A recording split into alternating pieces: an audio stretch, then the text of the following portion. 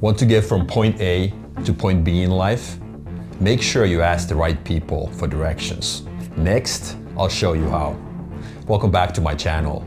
I've been running businesses for 16 years, training for 31, and raising my kids for 19. What do these have in common? I know where I am, and I know where I'm going.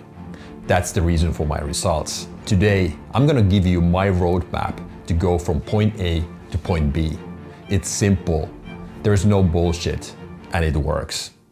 So let's dive right in. Let's make this simple. Point A is where we are, and point B is where we wanna go. You and I, we are both mountain climbers. This bad illustration here is a mountain, right? Our goal is to get here, and we are now stuck at the bottom. The mistake we always make is that we talk to a bunch of clueless mountain climbers here at the bottom of the mountain, asking for advice. This is a snapshot of our lives. Those people closest to us, they are easiest to listen to. And it's so easy for them to give us feedback. You and I, our mutual goal is to get here. Who should we talk to?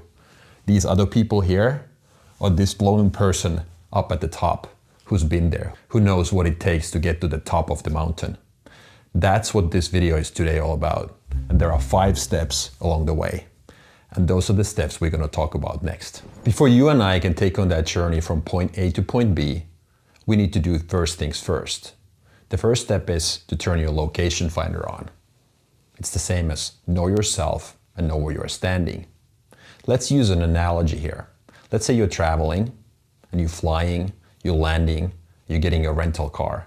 You desperately want to get those driving directions from the airport to your hotel. What do you do first? You use your phone probably, your navigation application. But you won't get those directions unless you have your GPS on, your location finder on. That's always the first step. In life overall, people are so desperately trying to get those driving directions, get from point A to point B, but they miss the first part, which is to know yourself.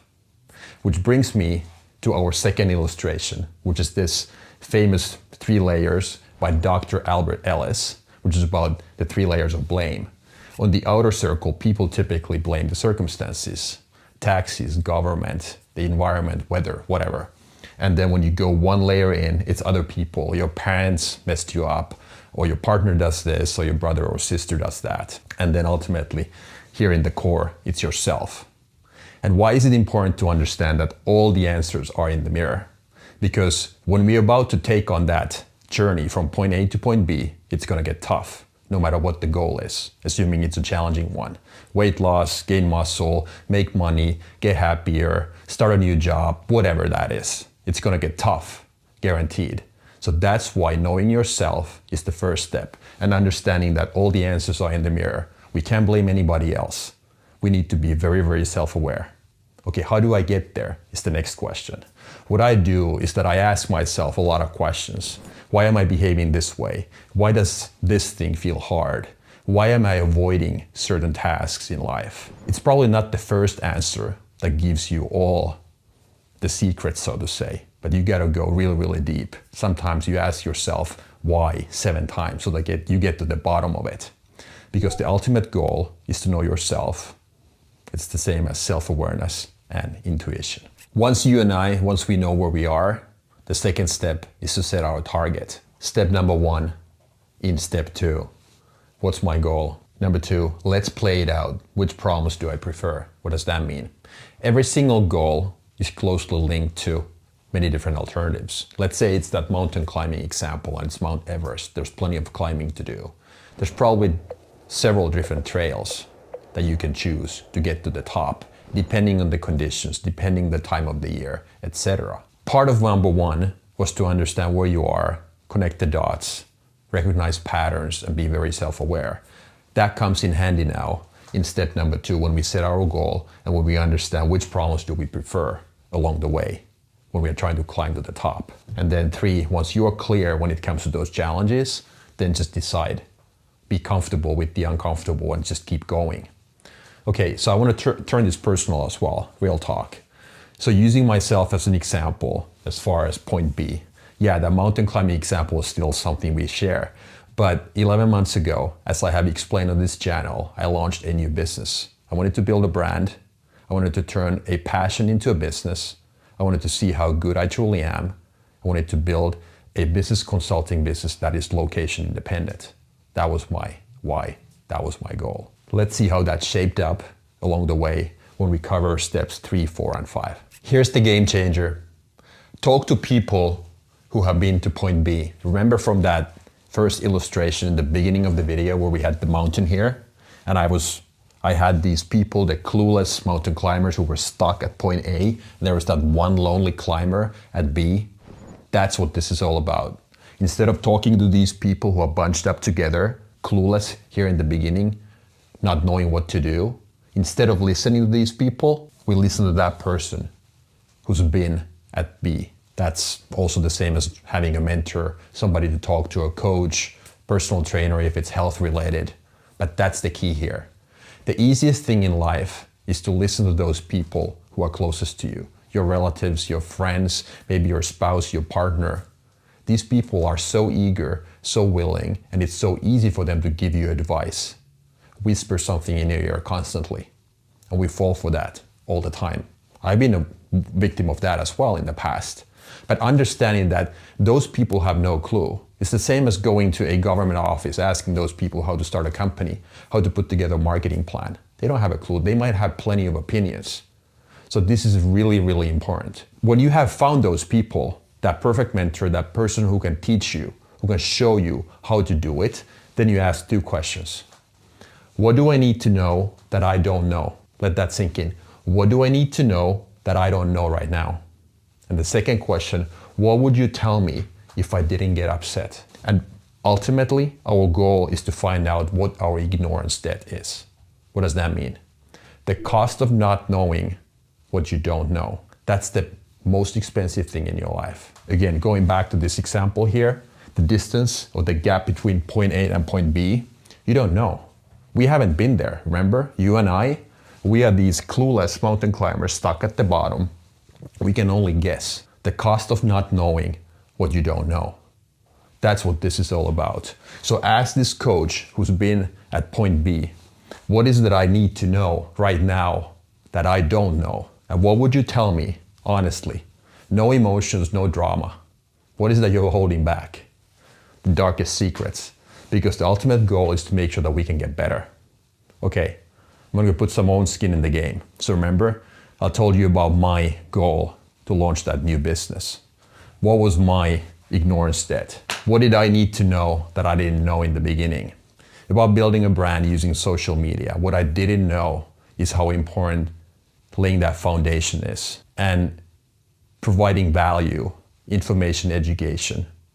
It's all about that goodwill in the beginning. I thought it's more about selling and kind of like putting ads together, but no. Based on what I have read, understood, and talked to people, really those successful ones who are doing this really like with millions of subscribers and so on, I understood, luckily in the beginning, that it's about providing value. It's your free stuff that determines how good your paid stuff is. Because 99.9% of the people, they will only consume your free content. That's why I'm focusing on providing value, and hopefully it shows. I don't know, at least based on some feedback, I'm doing good enough job, but I have a long way to go. I can be better. I definitely need to be better. But that's the point here. That's what I didn't know. What would you tell me if I didn't get upset? Somebody once told me that I look like a successful mass murderer. So I don't know if that was something that would make me better, but that's kind of a joke in the end. But that was kind of funny when I got that comment from somebody who's following me. Those were my 2 questions.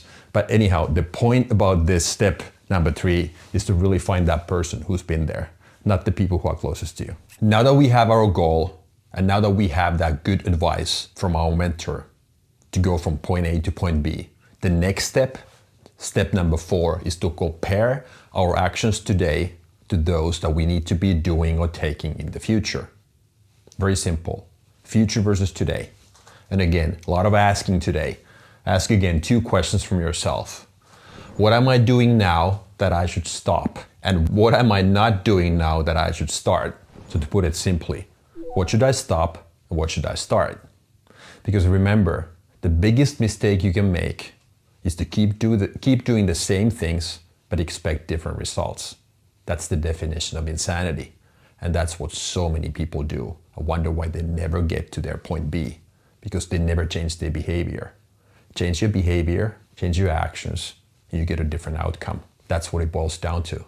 This is really hard for many people because we are so used to taking those same actions day in, day out. Okay, but what about my case? Using my goal and the advice I got as an example, what is it that I had to stop doing?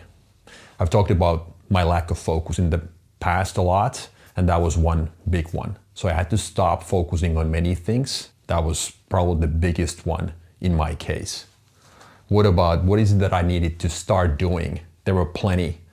Invest more in my education, and maybe the biggest was to start disconnecting the work from the outcome, understanding that work is the goal. I was way too outcome oriented in the past, and I decided I need to start focusing on the work, the daily inputs, and not worry about the outputs or the outcomes so much.